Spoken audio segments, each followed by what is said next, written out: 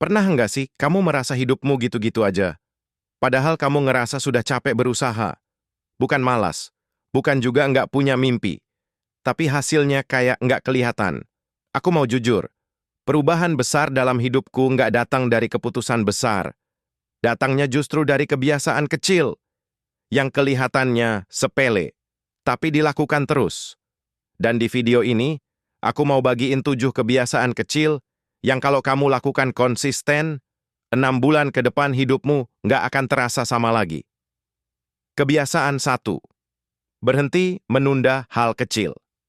Kita sering mikir, nanti aja, toh cuman hal kecil.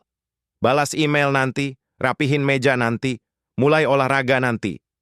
Masalahnya bukan di hal besarnya. Masalahnya adalah kebiasaan menunda itu sendiri. Mulai sekarang, pakai aturan sederhana. Kalau bisa selesai dalam 2 menit, kerjakan sekarang.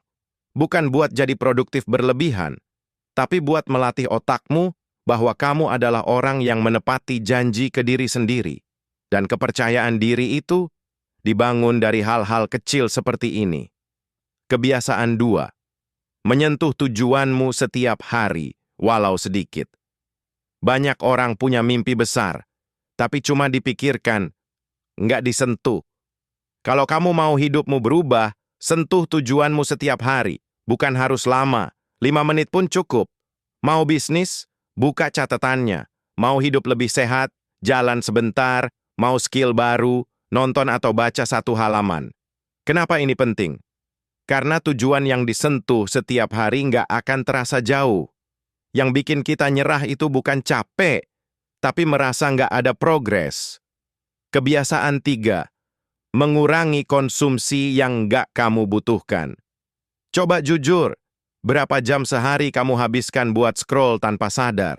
Bukan berarti kamu harus berhenti total, tapi mulai mengurangi dengan sadar. Setiap kali kamu berhenti scrolling 10 menit, kamu dapat fokus, energi, ruang berpikir.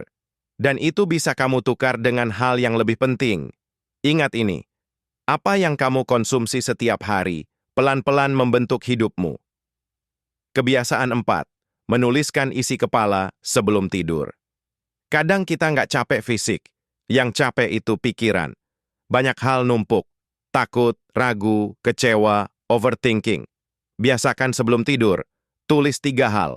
1. Apa yang mengganggu pikiranmu? 2. Apa yang bisa kamu kontrol besok? 3. 1 hal kecil yang kamu syukuri hari ini. Ini bukan soal jadi puitis. Ini soal mengosongkan kepala supaya kamu nggak membawa beban ke hari berikutnya. Orang yang pikirannya lebih jernih, hidupnya bergerak lebih cepat. Kebiasaan 5. Bergerak.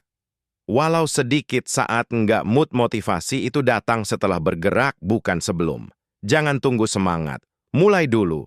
Lagi nggak mood, stretch 2 menit, jalan sebentar, rapihin 1 sudut kamar, gerakan kecil, mengirim sinyal ke otak. Aku masih pegang kendali. Dan dari situ, energi biasanya ikut muncul. Kamu nggak perlu disiplin sempurna. Kamu cuma perlu nggak berhenti total. Kebiasaan 6. Mengganti self-talk pelan-pelan. Perhatikan cara kamu bicara ke diri sendiri. Kalimat seperti, aku emang gini. Aku telat dibanding yang lain. Aku nggak sepintar mereka. Pelan-pelan ganti jadi, aku lagi belajar. Aku belum sampai, bukan gagal. Aku berkembang dengan caraku sendiri. Ini kelihatannya sepele, tapi suara di kepalamu adalah suara yang paling sering kamu dengar. Kalau itu terus menjatuhkanmu, kamu akan capek, bahkan sebelum mulai. Kebiasaan 7. Konsisten bangun dan tidur di jam yang sama. Ini membosankan, tapi dampaknya gila. Tidur dan bangun di jam yang konsisten bikin fokus lebih stabil, emosi lebih terkendali, energi lebih awet. Kamu nggak perlu bangun subuh ekstrem, cukup konsisten. Hidup yang lebih rapi sering dimulai dari jadwal tidur yang beres. Penutup, ringkasan dan ajakan bertindak. Jadi, 7 kebiasaan kecil itu. 1. Berhenti menunda hal kecil. 2. Menyentuh tujuan setiap hari. 3. Mengurangi konsumsi yang nggak perlu. 4. Menulis isi kepala sebelum tidur 5. Bergerak walau nggak mood 6. Mengganti self-talk 7. Konsisten dengan jam tidur. Nggak ada yang instan. Nggak ada yang dramatis. Tapi kalau kamu memilih satu saja dari daftar ini dan mulai malam ini, 6 bulan ke depan, kamu akan bilang ke diri sendiri, untung aku mulai waktu itu.